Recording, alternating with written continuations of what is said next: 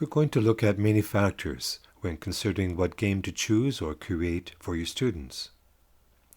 We'll look at setting objectives, a few game board ideas, movement possibilities and how students might interact, types of possible tasks to complete, and making sure your students are and stay engaged. If you haven't already seen the videos on counters, check them out for more ideas. Before beginning, here are a few words about this video series. Hello there. This video series is for language teachers looking for some practical ideas to use in their classroom. This video series is with invited guests who are educators, teachers, and students interested in exploring with Max what might constitute good language classes. We will look at integrated learning, some guidelines when preparing and using activities in your classroom. We will look at Lego, different themes and approaches that you can use Lego or other resources to capture your students' attention and involvement. And we will later look at how the students might explore and reinforce some previously learned elements of the language using magnetic cards.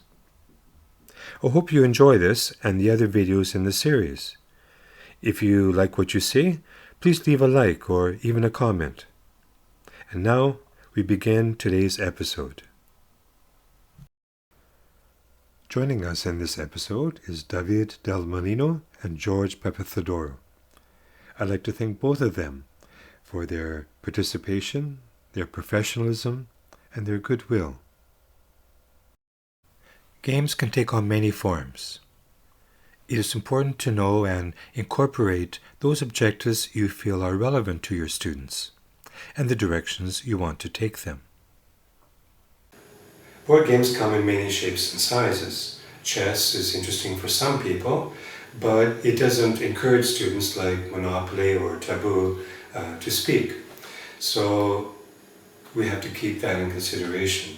Winning is usually a factor in board games as well, although people can cooperate in some games. In a language class, we want to incorporate objectives to help students learn how to use the language better. We'll look at one example of a simple board game design where different colored squares placed along a path make up the board. Okay, so here is one version of a board game using Lego. Okay.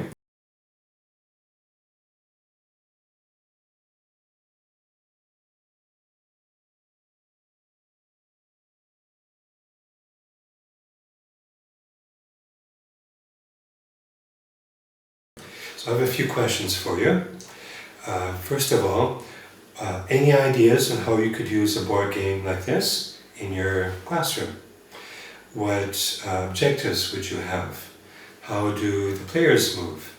And what tasks would those players have to perform? So what do you think?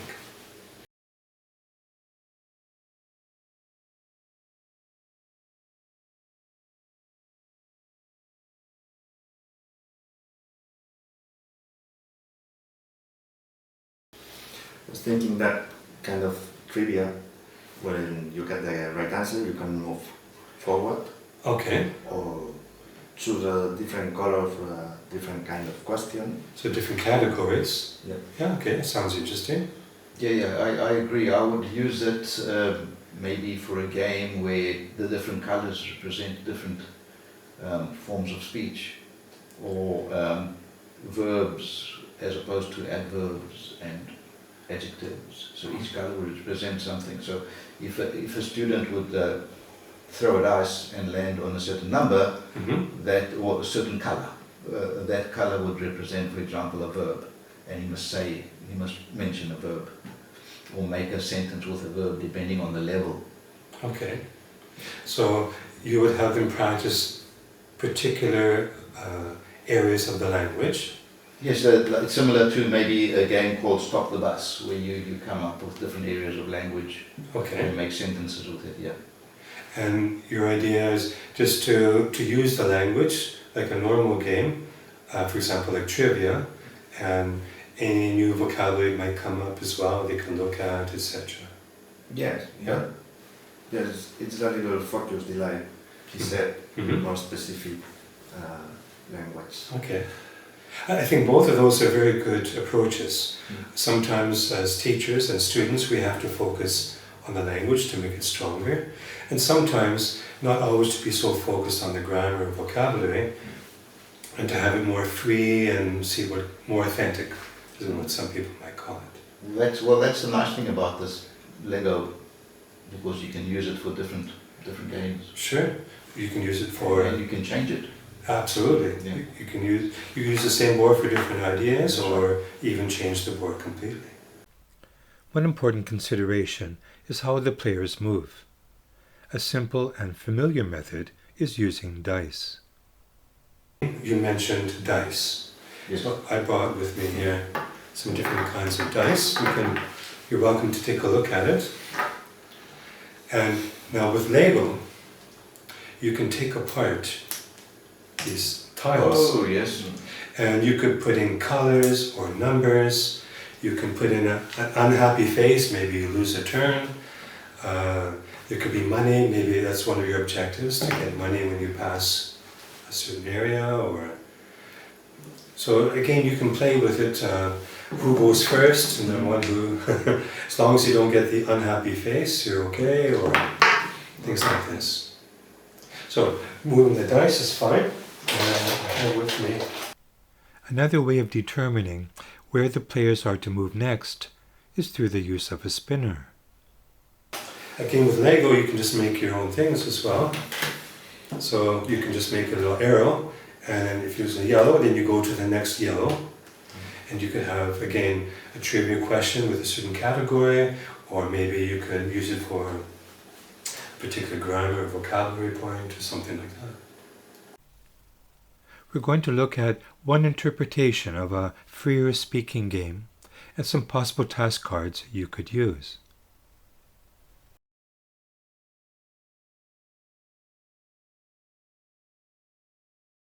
When you land, whether the dice or the arrow, when you land on a square, you have to do a task. Now, you would take a card, or you can even not have cards, you could just somewhere show what each color represents. And they don't have to have lots of different cards. They just know that anytime you land on a green, you have to talk in the past about a past experience. Okay. You decide what you want to talk about. If you land on a blue, you have to talk about something in the future. Future dreams, future plans. It could be tomorrow, it could be 10 years from now. Completely open. Yeah? Anytime you land on a red, then what do you have to do here? Talk about anything. That's right. So it's an open, like a wild card. You can talk about the future, the past, shopping, whatever you want to talk about. Yeah. And the yellow?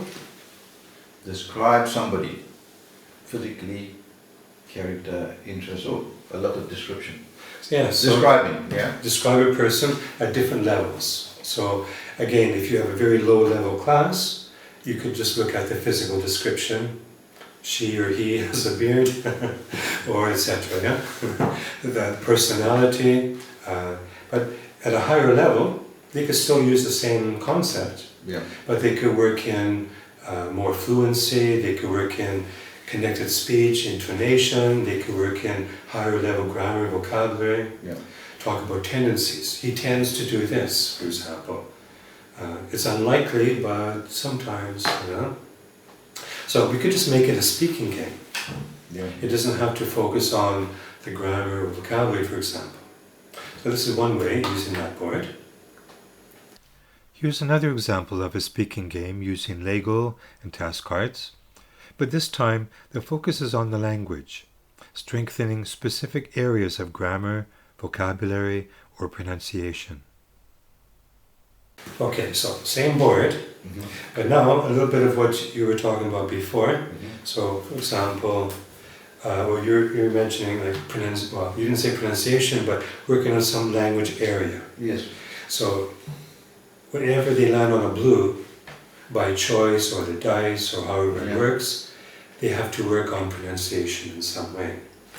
And here we could have different cards directing them what to do, different tasks. Right. Every time they land on a green card or a green square, they have to do something with grammar. It could be something you're recently working on in your English class, or something you're going to do later and you just want to see how they can manage. At any level. At any level, yeah. Obviously the tasks they have to do would be appropriate for their level, Yeah. but the theme could be, you could use this, you have a beginner's class, and right after you have an advanced, you can take the same board, different cards, but the same theme. It helps your mind stay clear. And yeah, here we have, for example, vocabulary. So you mentioned as well, it could be verbs, or we can change the form. This is the noun form. What's the verb form or the adjective form? Yeah, yeah. Or how do you make the opposite? Or what's the meaning? Or things like this. And then here we have, what do we have here? It's yellow. Speaking situations. That's right. So for English teachers, we call them functions. But these situations that might be easy to understand, like speaking on the telephone, or asking for directions. Wow. Yeah. Or for higher levels, maybe negotiating something. You want to persuade somebody to do something. So again, you would have cards that are not necessarily using particular grammar or vocabulary, although often there are some structures associated with that. Yeah. But they develop it depending on the task. And it's a little bit more open kind of idea. So again, we can make them quite in a versatile way. And also we don't need Lego. We can make up our own color thing or whatever. But I like Lego because you can actually feel it as well. But these are some ideas. So, and I have more ideas. We talked earlier about the possibility of students choosing which categories. Here is an example where they can choose their own path. It's a little different. So, again, moving, we can use dice, we can use a coin, toss of a coin, a spinner, anything you like. We have maybe 6 players now, and they all go here, but at this point we have a junction. And we can take a longer route, or this route, but this is the end. So, why would we do something like that? Maybe you need some goals before you get to the end. Okay. And there's a risk in taking the shorter one. It could be. And maybe some benefits. Okay. It's easier that way, but And harder, so you can decide, okay, it's one possibility. And students also like the idea of choice sometimes. And depending on how they feel that day. Today, I don't want the hard things. I'll take it takes a little longer, but I'll take the easier path. So yeah, could be. Yes, the easier one would be maybe easier questions. That's why it's longer. So It could makes be. it fair. Or the end point would be the same, maybe Right. with the same points. And depending on how the students feel, they can choose the difficult question as a challenge or the easy ones because it's Friday afternoon or whatever they Yeah. Yeah. Sure, absolutely. So yeah, another possibility is what we call fast finishers. Some people, they just do it and we're finished. Now what do I do? And the other students are just beginning. So maybe they can always choose a longer path. It could be level of difficulty, like you mentioned, but it could be just more questions. It doesn't have to change. You can also do a circuit, do how many laps you like. Every time you do a lap, or past this point. But it doesn't matter which way. You can. These could be different themes too. So you can begin with this theme or this theme, but either way you choose the direction. But when you pass here, maybe you get some token or something like that. And you can use extra pieces to count the laps for each player. Yeah. Yeah. Or you can even have other little pieces. So when you go here, you can pick up that piece and bring it somewhere, and then go and somebody else. Meantime, somebody else is going over here picking up another one. So it can become, collecting many different pieces. All right. So here we are using board games. In a sense, we have a board, of some kind, and we have maybe a finish line or certain objectives. Maybe we could even go another little pass occasionally, do something there, and then come back and go on the path again. So there's lots of ways depending on what you want to do. Yeah. Okay. We have seen what a game board could look like. Let's see some examples of what some task cards could be and how they become a big part of the activity.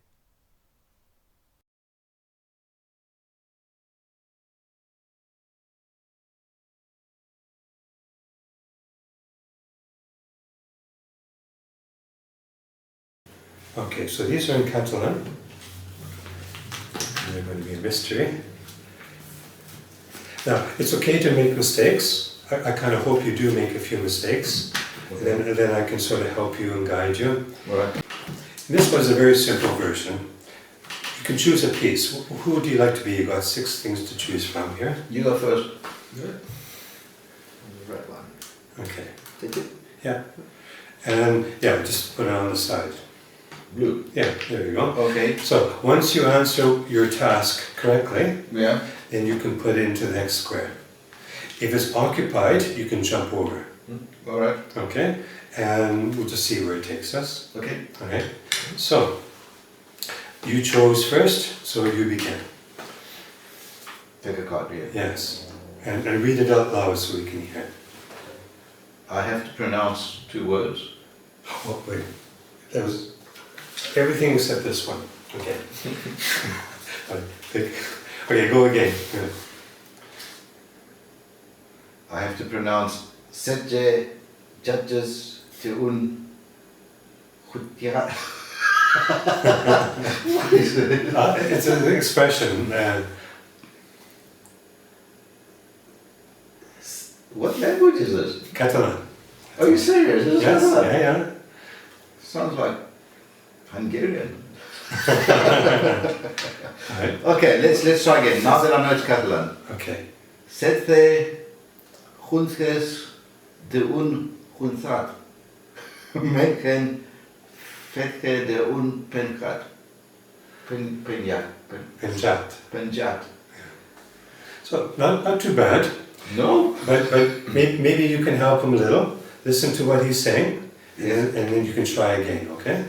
Yeah. So it's setze jutges d'un jutjat mengen fetge d'un penjat. Okay, again, maybe again, yeah? Yeah. Setze jutges d'un jutjat mengen fetge d'un penjat. Alright, try it. Sedje junges de junjat. Mengen fetge d'un penjat. Sounds pretty good to me, yeah? I think you better put your piece on the board. Over here? No, not yet. No. Over there? That's right. Yeah, you have to work your way. Okay, one down. Now it's your turn. Which are correct? He can't pick her up. He can't pick Sally up. He can't pick up her. He can't pick up Sally. So, there's 4 possibilities. This is with a phrasal verb, pick up. Mm-hmm. And we have the object, we have the pronoun her, or the complete object, Sally. And the question is, we have 4 possible locations, or 4 alternatives, 4 versions. So, can we put the pronoun in the middle, or at the end, or both? And the complete object in the middle only, at the end only, or both? So, there's at least one that is not correct. Which do you think are correct? I think first is correct. And that one, he can pick her up and he can't pick Sally up. And I think that one is not correct. He can pick up her. Okay. And it sounds good to me, this one too. He can pick up Sally. Okay, so you think there's only one that's incorrect? I don't know. If I'm pretty sure the the first two Uh-huh. are okay, but I have doubt on Okay. the other two. What do you think? Did he do okay, George? Did very well, yeah. He did very well. Yeah. Yes, I think you better put your piece on the board. Yeah. Yes, you can jump over me, huh? Yeah. Yeah, Very good. Yeah. So there's different kinds of phrasal verbs, and it's difficult. Yeah. Not only is the meaning, but how to use them in the grammar, in the sentence, and so you did very well. But in this game, we're not going to spend a long explanation. Mhm. If you can if somebody doesn't understand, one idea of a game is to use it as a review, not to teach something. If you have to teach it and get them practicing and get the concept out, the game is forgotten and you lose all the momentum, the energy. So if you use it as a review, Mhm. and they can still learn some new things, but it's a secondary idea, not a primary focus. Okay. And in this way, you can keep the game moving. If you can make an explanation that's very short and simple and clear, okay, then you can go into grammar or vocabulary or pronunciation a little bit. You pronounce it this way, or with this kind of word, we use that form. But again, if it's long, we lose the game altogether. Another thing I'm doing here is I'm not doing much teaching. I can just relax. And both of you are helping each other. And quite often, people feel more comfortable with a peer. That's right. So if you feel difficult, oh no, I don't know how to pronounce this, or I'm not sure, phrasal verbs, they're really something. So again, if both of you are struggling sometimes, you feel more comfortable and you're more open to accepting the help. If I'm always the authority, then okay, you might respect my authority, but it becomes less of a game as well. So this way it builds up the atmosphere more, which is I nice. agree. Yeah. Yeah. All right, let's just try one more.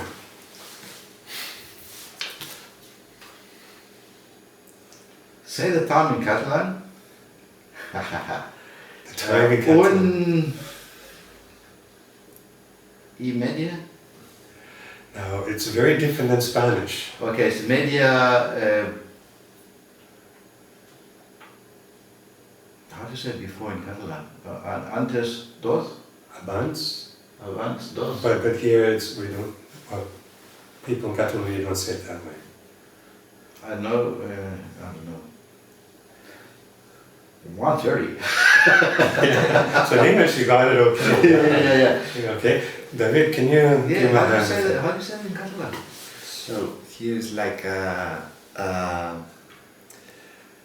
we say the time, but what we have of the hour that is not yet passed. Yes. So it's like the half of the next hour. Ah, yes. You have half from 2. Half from two. So it's 2/4 de duas. 2/4 de dos.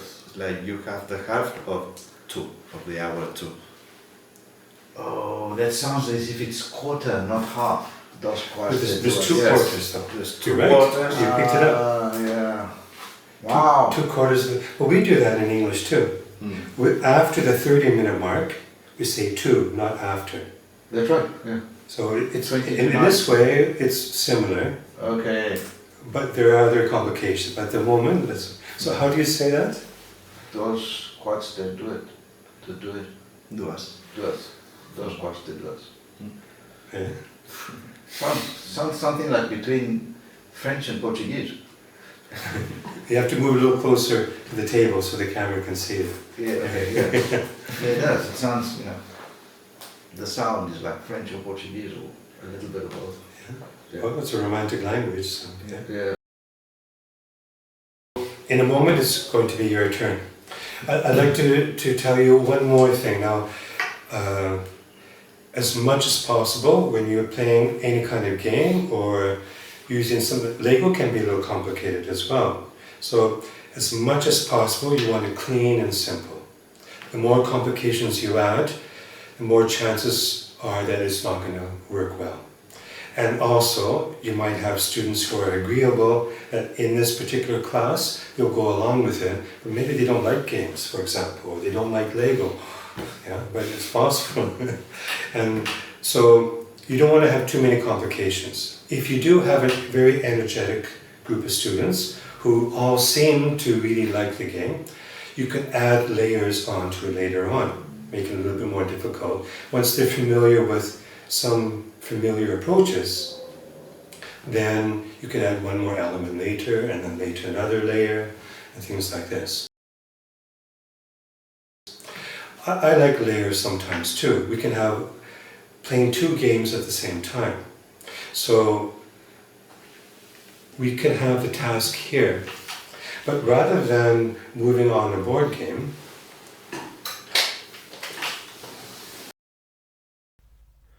when a student completes a language task well, she or he has an opportunity to try their luck at another task or game.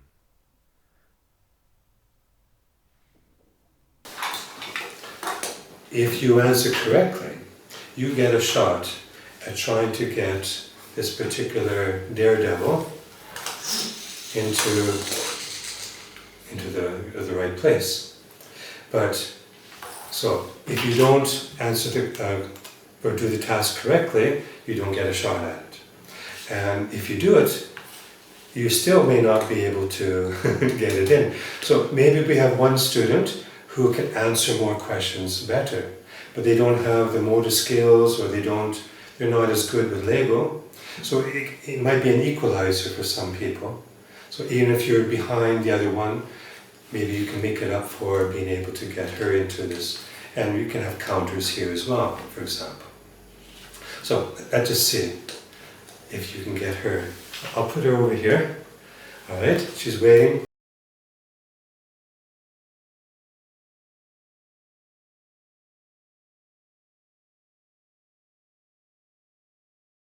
Your turn. What are you going to do now? What is the difference in meaning between sensitive and sensible?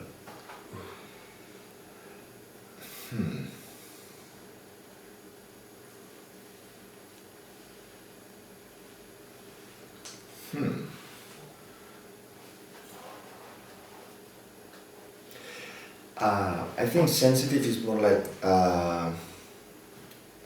physical feelings, but it's confusing to me.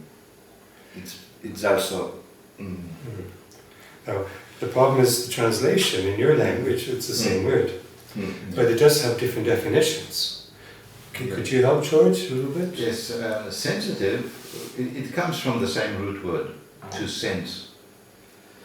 But if in English you also say, does that make sense to you? So sensible is something that makes sense. It's more a thinking process. Okay. But in English they use sensitive as someone who is sensitive with their feelings.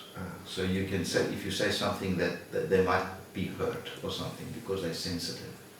So the sensitive is more feelings and sensible is more thinking. And nothing to do with physical. You can be sensitive to touch. Yeah. If you stay in the sun for too long and your skin becomes sensitive, you can't touch it. It's red. It's painful. Yeah. So it can be physical as well. Yeah. Okay. Cool. Yeah. Okay. So at the moment you didn't know, but we're going to put this back in here somewhere. And at some point, it will probably appear, and see if you can remember more or less, okay? All right, now it's your turn.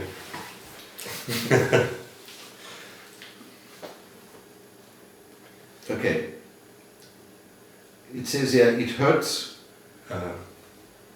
and in the Catalan, em fa mal, right? Okay. I have a sore arm, tinc un brac. So in English, Yes. sometimes we have the same word, and we just change the ending, like the suffix, Yeah. to change the form, adjective, verb, or noun. Yeah. And sometimes we don't. We have different words. So in English we have sore for an adjective. I have a sore arm. Yes. But if I want a noun, I can use a pain or an ache. I have a pain in my arm. Mm-hmm. So it's not using the same root of sore, it's a completely different word. Uh-huh.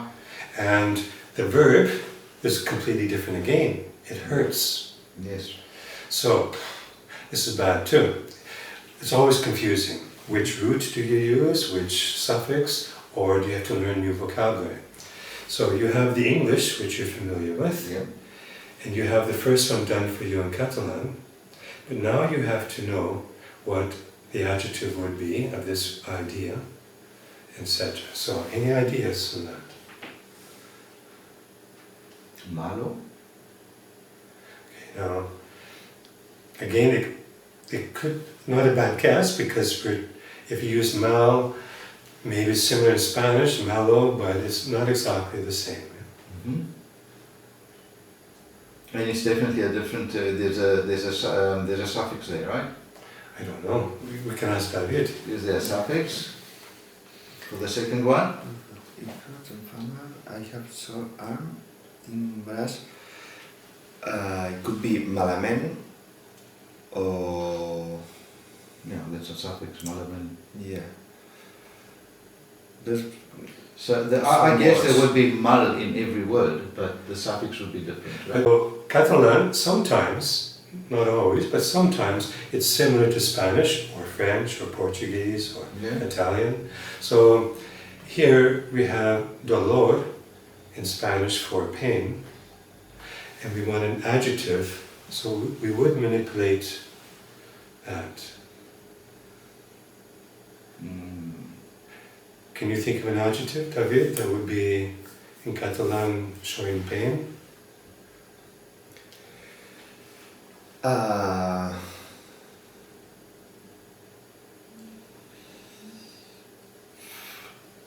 don't know. Maybe what you're looking for is malalt or I was thinking of doloroso. not bad, yeah, okay. I was thinking of, say, you correct my pronunciation, yeah, but adolorit, Adolorit. Sí. yeah. Yeah, it could be. Yes. Yeah. But I don't usually that font when I am. Okay. So, like in English, Catalan's the same. There can be many different possible adjectives. So there's different words completely. It could be, could be. What about the next one, the last one? Well, at least I understand what think un means now. Okay. Think un al braç un.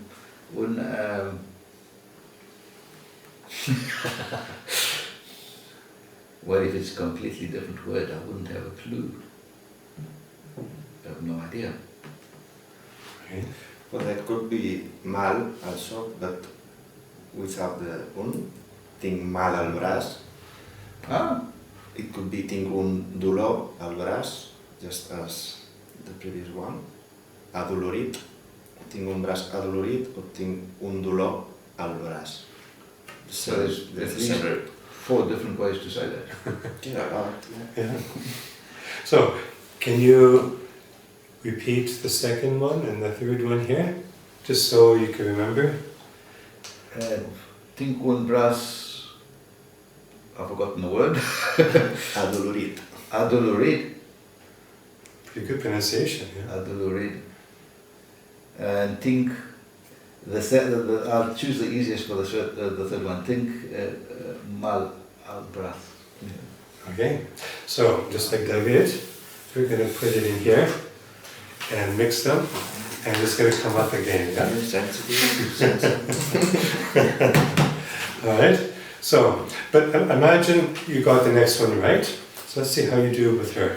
Can you get her in her place here? From here. Yeah, but you can't go beyond this line here.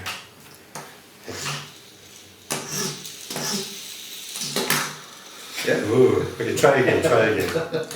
How about you get 3 tries, all right? That's 1. All Right, that's 2. Now, it might move to one direction, so you might have to compensate. Ooh, okay. Oh, look at that, eh? Sounds like a real motorbike. Your turn. Imagine you got it right. So, you have 3 tries. So you can get Left-handed, huh? but you have to get. Oh, left-handed. Okay. Oh, Keep it straight. all right. Oh, yeah. Was it forward or back? No, I'm going the wrong way. There we go. Right. Okay, so you have to adjust it a little bit. Whoop. And somewhere in between those two should be okay. There we go. With your help. So we can do things like that. Okay, we have the main task here. Okay. Right? We're learning the language or reinforcing it. And this makes it lighter. This makes it a little bit more interesting sometimes. Yes, yes. And like the other game as well, when you do something right and you can place that on, it's extra reinforcement. Like, oh yeah, I did okay. Now, another possibility, apart from like a motor coordination idea, here is another example of double tasking. After the student completes the language task, they have a chance at advancing in a game, for example.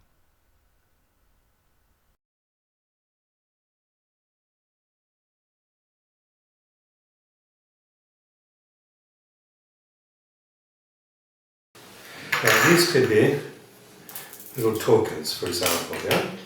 And you can take one out from here, and this is a game of tic-tac-toe. And you could put yours anywhere you like. Often, of course, people like to put in the center. And then when it's your turn, all right, now you can choose a color, so you can be black or red or whatever. So, for example, if you get one right, he's already here, you can't put yours on top. So, okay, I'll put it over here, for example. But if you get the next one right again, So, there's an incentive to get these right. And if you play this game one day, you can tell the class, we're going to do this game again in the next class. And these are the categories. Okay. And for those who are motivated or eager, they can go home and study. Tomorrow I'm going to beat him, because he beat me every time. Next class, because I know he doesn't study, but he's a good student, so I'm going to get him. Or things like this, yeah? But again, we can have motor coordination, we can have tic-tac-toe, but we're adding an extra layer onto a task. It's not so different than a board game, but here the tasks are sort of one theme only, although we can have a mix like you've seen. But this adds an extra fun element to it. Yeah? If it's only doing exercise in the workbook, or even doing this, after a while people might get a little bored. But if you add this little thing here, people will stay interested for a little longer time. And maybe next class they'll try a little harder if they can. Okay? Yes. So, again, I like that. But you don't want to have too many layers or too many things. But you could, once they're familiar with one thing, then you could add one more and you can build from there. Right. And you can have small versions too. These are easy just to bring around with you. I've created very big games, but then you have to be very dedicated to do that, and only do it once in a while. But that's all I want to say for at the moment about using Lego in a game format. But as you can see, it could add a lot to your class. You can make it more enjoyable and keep it very effective and productive. A lot of times teachers bring games into class, but it's just a time filler, just to kill the time. Yeah. And here, the students like it. Even if they don't like games, they'll be more open to it because they feel they are learning things as they're going along. So I think that's always important. You're going to have students with different interests, but if you can show them as effective in different ways, they'll be much more open to doing things that they would not normally be open to, for example. We've looked at games using Lego, and I would like to hear some comments from you. David, for example, as a student, do you think using Lego games might be useful to you in some ways? And George, as a teacher, how might you use them in your classroom? As a student, I appreciate the class is a little lighter, so if you play a little and helps looking for different words or different things, and yeah, it's also fun, and I like it when I do that with games. Okay. It's always helpful. Okay. Yeah, I agree. Students enjoy playing games. I think they're very necessary. And it's because they're having fun, it's easier for them to learn and to remember. And with Lego especially, it's better than, because it's adaptable. I can build my own game and then I can change it. I can't play more than one game on a Monopoly board. Yeah. I can only play Monopoly. Right. Yeah. But with Lego, it's adaptable. You can play different games Absolutely. with the same pieces Sure. by just changing them around. So that's the benefit that I get from that. Okay. Sounds good.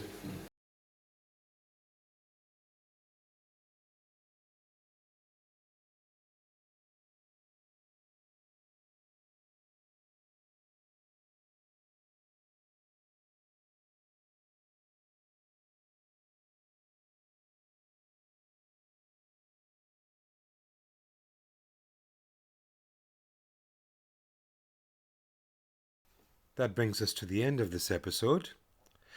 I'd like to thank the following people who have helped to make this series possible.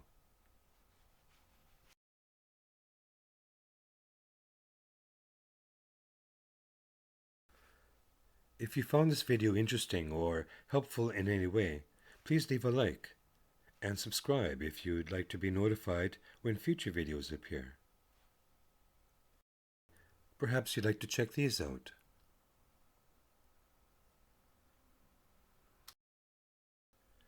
Until the next time, all the best to you.